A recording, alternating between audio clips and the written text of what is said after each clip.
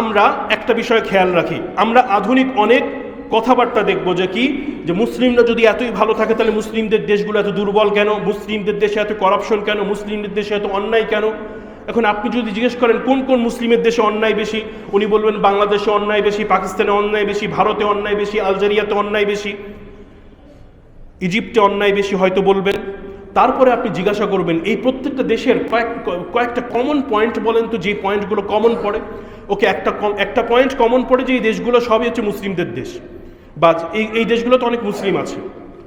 আরও কিছু কমন পড়ে, হ্যাঁ আরও একটা জিনিস কমন আছে, কি এই প্রত্যেকটা দেশেই কলোনিয়ালিজম প্রতিষ্ঠা করা হয়েছিল। ব্রিটিশরা কলোনিয়ালিজম প্রতিষ্ঠা করেছে, ফ্রেঞ্চরা কলোনিয়ালিজম প্রতিষ্ঠা করেছে, ওদিকে ইউরোপিয়ান আরও অন্যান্য দেশগুলো কলোনিয়াল রাজত্ব করেছে। এই কলোনিয়াল রাজত্ব করে তারা কি করেছে, কলোনিয়াল রাজত্বের সময় তারা অত্যন্ত বুদ্ধিমত্তার সাথে তারা সকল বুদ্ধিমানদেরকে একত্রিত করে তারা অফিসিয়াল একটা চুরির ব্যবস্থা করেছে, ডাকাতির ব্যবস্থা করেছে। কি ডাকাতি?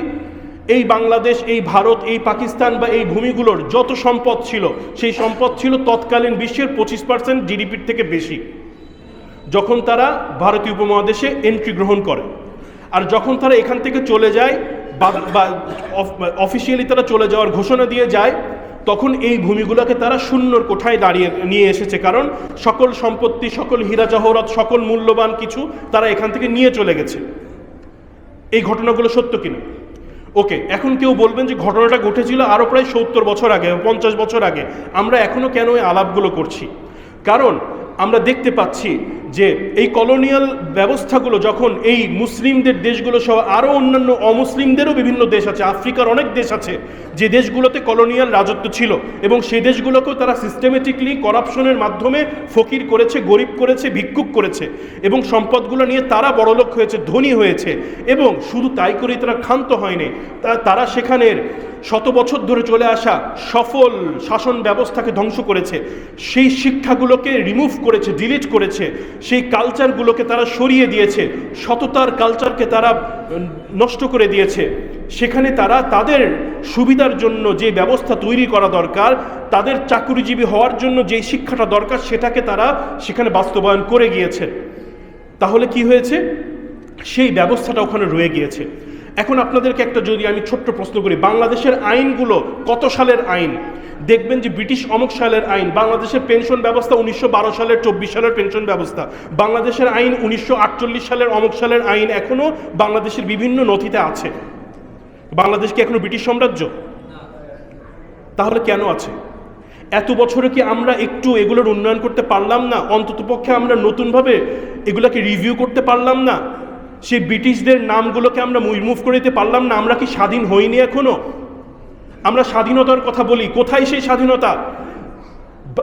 যেই ভারত যেই ব্রিটিশদেরকে দূর করার জন্য ভারত, পাকিস্তান, বাংলাদেশ এই ভূমিগুলোর লক্ষ লক্ষ মানুষ জীবন দিল, শুধু মুসলিম নয় অমুসলিমদেরও অনেকে জীবন দিয়েছে।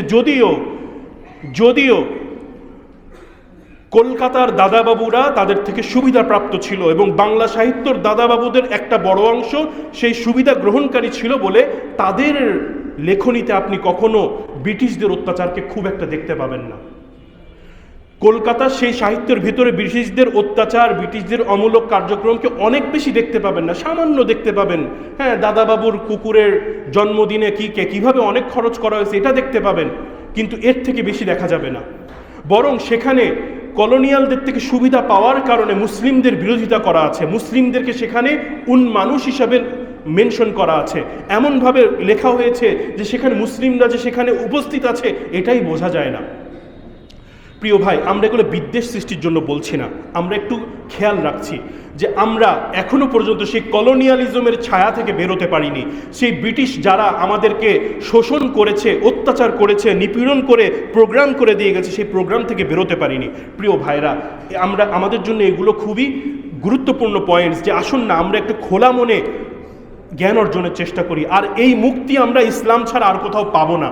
ইসলামই একমাত্র ব্যবস্থা, একমাত্র দিন যেটা আমাদেরকে মুক্তির পথে নিয়ে যেতে পারে, শুধু আখিরাতে নয় দুনিয়াতেও।